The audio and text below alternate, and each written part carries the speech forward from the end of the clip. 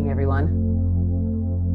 Welcome to our fifth in this series on self-care. And so last week we talked about letting go of resentment against others and aggression against others in our day-to-day lives as a pivotal point of self-care, and how meditation can assist with this kind of psychological and spiritual maturity. And we're going to continue with that today with a meditation and visualization, like a conflict management meditation. And so the other thing I'd like to do is reframe our meditation so that my discussion and lecture portion is at the beginning rather than during the meditation, so we can really focus on deepening our practice rather than returning to sort of fully conscious listening academic mode. And so I'll be speaking more at the beginning and then less during the guided practice. And during the guided practice, not returning to any lecture points, only providing guidance for our meditation. In our conflict management visualization meditation today, we will be sitting with our usual meditation anchors, but also after we deepen our practice with those anchors, we will be moving on to visualizing certain situations where we would like to manifest our highest and best. And so just visualizing ourselves handling conflict more successfully. And the key point in this meditation is the self-care aspect. How can we handle conflict? How can we perceive and interpret conflict so that it's not personal? And a great example of that is road rage. When we are driving and someone cuts us off, we take it personally as a signal of disrespect. And we don't know anything about what's going on with the other person, but likely the disrespect is not what's intended. Likely they just didn't notice, made a mistake. We're in a rush and really had to go. And so how can we train ourselves to take all of this less personally? And what that does is remove us from this constant victim position where we perceive ourselves as offended and victimized in these tiny little circumstances. So, the grocery store or any conflict with a stranger, waiting in line and being aggressive with the cashier or resenting the people in front of us. And just how many of our thoughts about strangers, our reactions to strangers, have to do with everyone being dumb and everyone's in my way? And alas, what is in our heart is how we are going to feel about the world. If in these little moments we feel that other people are in our way, that's how we perceive the world to be. That nothing is working for us. Everything should be working perfectly for us. I should have won the lottery. I should have everything I want. I should be rich. I should be beautiful, whatever. There's this massive sense of entitlement and a constant sense of rage and victimization that we don't have all of this stuff. So that is the psychotic output of American culture now being pumped around the globe. And that, unfortunately, that toddler mentality has really penetrated deep into other cultures. I see it in Canada all the time. And part of our self-care is just getting out of that trap, getting out of that inaccurate and very infantile way of cognition. It's pretty not helpful for managing real life, where lots happens that is not personal towards us. And one of the pivotal points in developing psychological maturity from child to teen to adult is that we don't feel like we're at the center of the world anymore. And if as adults we constantly do that, we just haven't reached psychological maturity. And here we are. Welcome to 2025. So we are aiming We are aiming for these basic emotional regulatory skills, and meditation can help us get there. That's just a stepping stone to spiritual maturity. And for me personally, that is my biggest goal in life, is working towards spiritual maturity. And how am I trying to do that? Am I going to an ashram? Am I retiring to a monastery? No, I'm just trying to be a kinder person in my day-to-day life. I'm trying to be an easier person. I'm trying to pay attention to when I am not flexible and helpfully responsive in my thinking. I want to be helpfully responsive by default rather than angrily reactive. In all little situations, with my family, with work, with myself, that's the hard one. And of course, with strangers. So, all right. So that's that's the lecture portion of this meditation. And now we are going to dig into the practice. We will probably do the practice for about 10 minutes. I will try to cap our sessions as usual at 15 or 20 minutes. And so beginning by getting into a posture that is strong and straight, calling up the mindful body as our starting point for meditation, connecting our busy thoughts to the body that supports and makes it all happen in the invisible, being compassionate and respectful to our bodies as we sink into this mind and body connection that holds our practice together.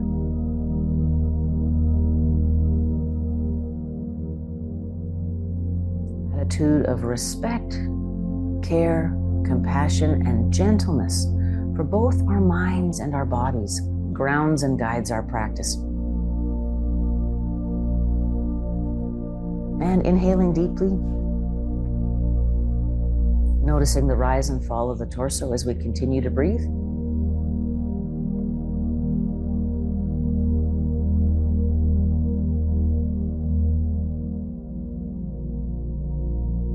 And eyes open or closed, whatever allows you to develop more focus.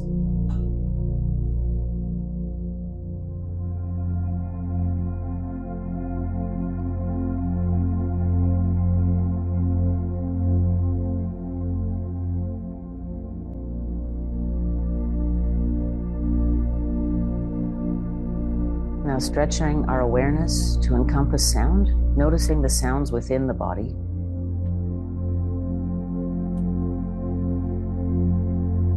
Pay attention to the sound of breath and the sound of swallowing.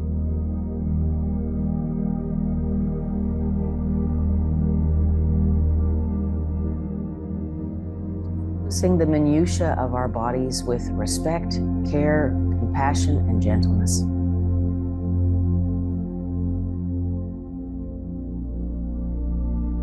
Noticing if it's easy to breathe or a little harder to breathe. And don't push anything. We're just allowing what is to be.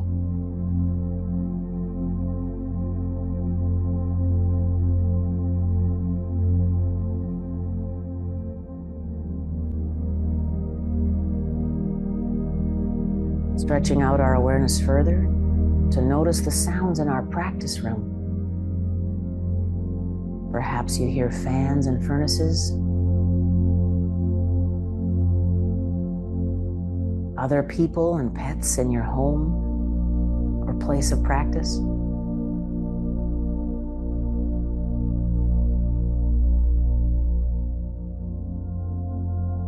Notice all those other beings and machines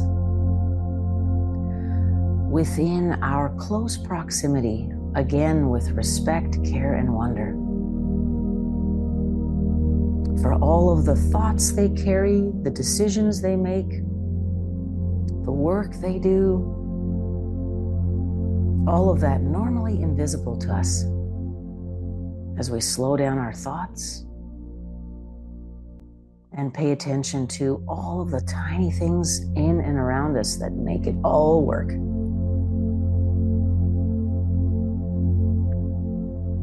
Stretching out our awareness further, perhaps we can hear traffic on the streets,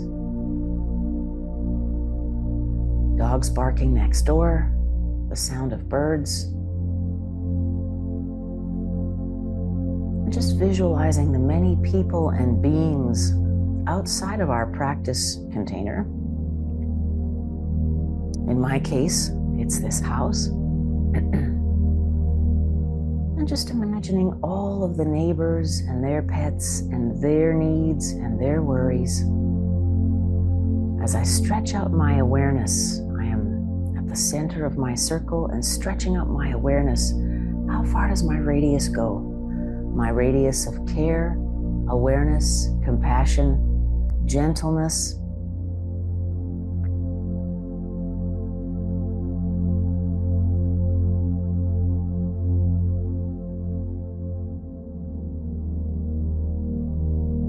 Continuing to breathe and sending out our field of awareness and care, encompassing all that is within a nearby radius. And just sitting with that expanded awareness of ourselves outside our own bodies. Noticing how liberating it feels to offer our care and ease towards others.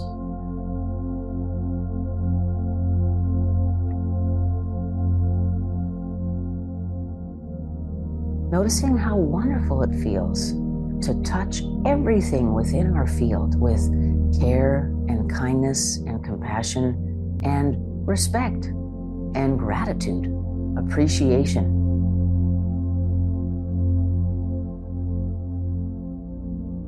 The loudest sound I hear now is this furnace, and hooray for keeping me warm.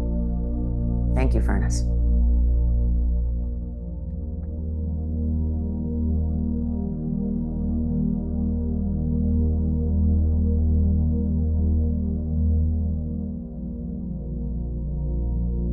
Noticing the stillness of our bodies inside our minds and outside as we sit on our practice mat or floor or lying in bed.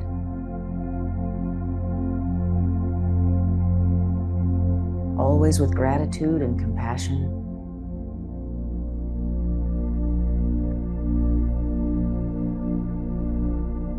And as we continue to sit, observing our bodies, observing the breath, calling to mind any situation recently where we've had conflict, where we have been reactive unhelpfully instead of constructively responsive in a way that is psychologically and spiritually mature so that we can align with our highest and best goals and values as a human. Where have we missed the mark? Where have we made an error? Where have we not responded skillfully?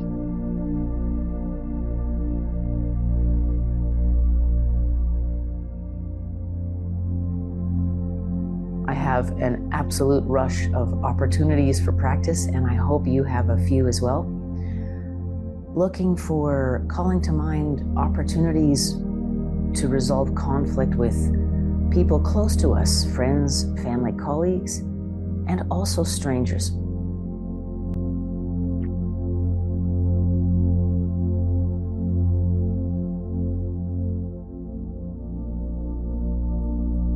Visualizing ourselves in the heat of the moment, able to take a deep breath before we react with a hostile thought or word.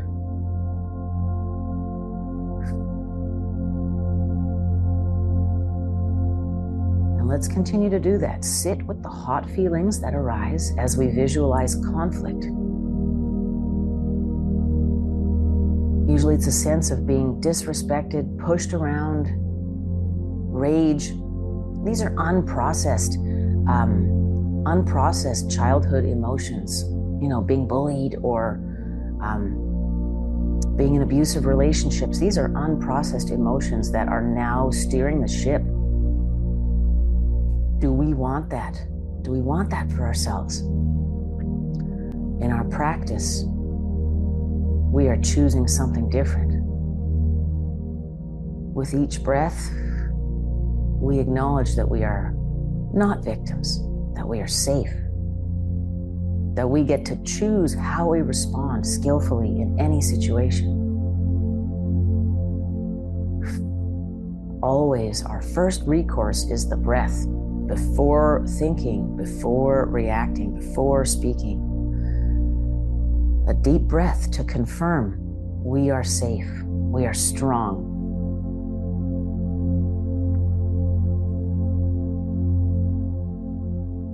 And the actions of others can't threaten that. How wonderful is that? Not to feel at the whim of others' emotions and actions. My sense of safety and strength is within. As we inhale and exhale, let's affirm that mantra.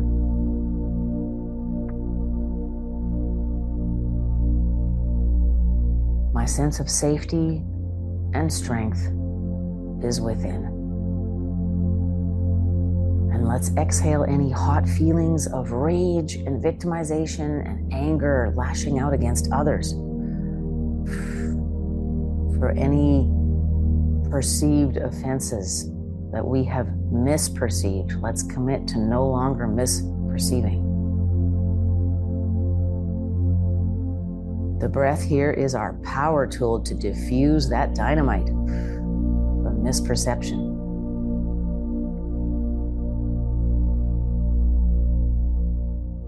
And just always with a sense of gratitude and appreciation for this great sense of power we have to not be subject to the whims of others, to the actions of others.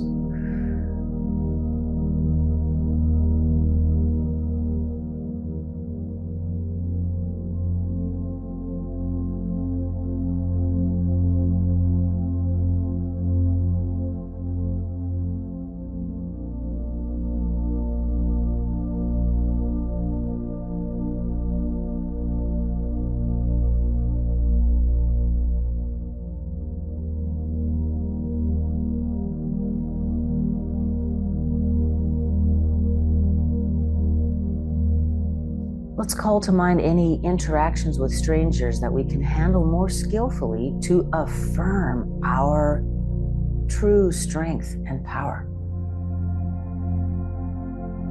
If you're a driver, let's visualize being cut off in traffic. Or if you're taking public transit, let's visualize not getting the seat you want, or something like that. Whatever comes to mind, whatever circumstance may seem to frustrate you.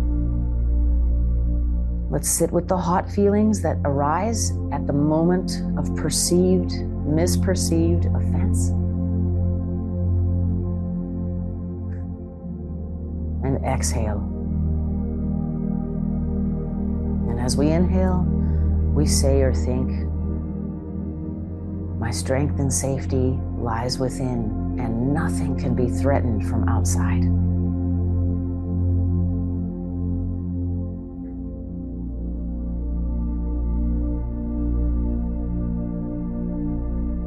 It is time to bring this practice to a close. I invite you to carry this meditation with you through the week. If you do have any circumstances or events that have come to mind that you would like to journal through right now, I do invite you to do that, because once they are out of your head, they wield way less power over us. It's remarkable what that does. If you want to talk it into your phone, talk it over with a friend, write it into a journal, and then release it. You don't need to come back to it and process it. However, if you find you are returning to the same situations over and over again, that's going to need a little bit of processing to figure out what we're actually hanging on to and not releasing. And what do we value in hanging on to it? We obviously value something there more than we value affirming our own strength and safety, which is unfortunately not so helpful for self-care. Do we all do that? Yes. Can we all benefit from that? Yes.